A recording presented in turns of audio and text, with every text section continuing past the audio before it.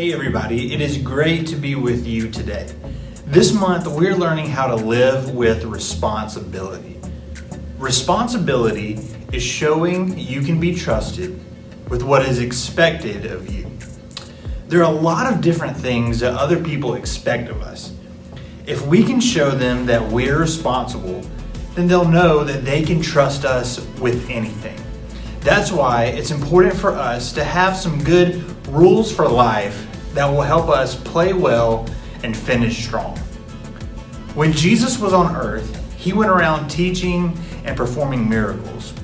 Crowds followed him wherever he went. They listened, they watched, and they asked him questions. One day, a man spoke up and he told Jesus about a problem he was having with his brother. "Teacher," he said, "tell my brother to divide the family property with me." Jesus could tell that the man just wanted more stuff for himself. And so Jesus replied, "Friend, who made me a judge or umpire between you?" Then he said to them, "Watch out and be on guard against wanting to have more and more things." Life is not made up of how much a person has. Then Jesus went on to do what he often did when teaching his followers. He told a story to help them understand. In Jesus' story, there was a rich man growing a crop on his land. Maybe it was corn.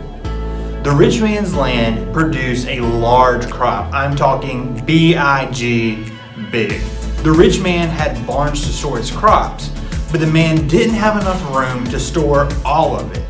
The rich man thought up a plan and he said, "This is what I'll do.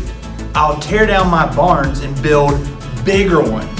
I will store my extra grain in them. And I'll say to myself, you have plenty of grain stored away for many years. Take life easy. Eat, drink, and have a good time." Yeah, the man decided to tear down the barns he did have so that he could build even bigger ones to store the extra grain. It seems like the rich man had a pretty sweet setup for himself, but not so fast. Listen to what happened next in Jesus' story.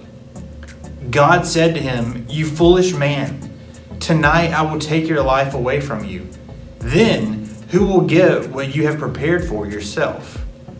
It looks like it's the end of the road for the rich man, and he can't take any of it with him.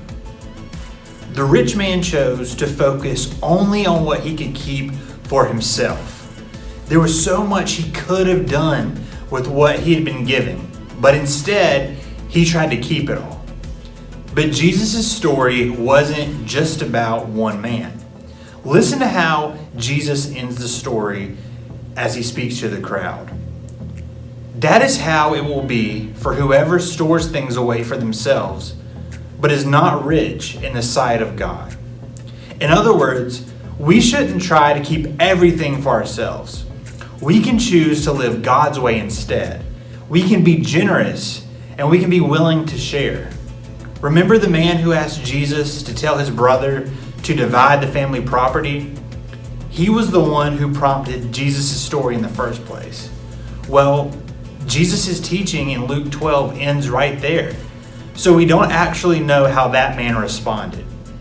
Maybe he stopped worrying about getting more of his family's stuff. Maybe he thought more about sharing what he did have with his brother.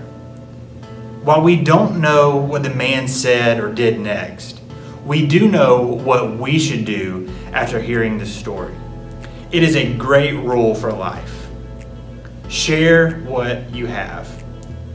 After all, everything we have comes from God, and we should be willing to share it with others.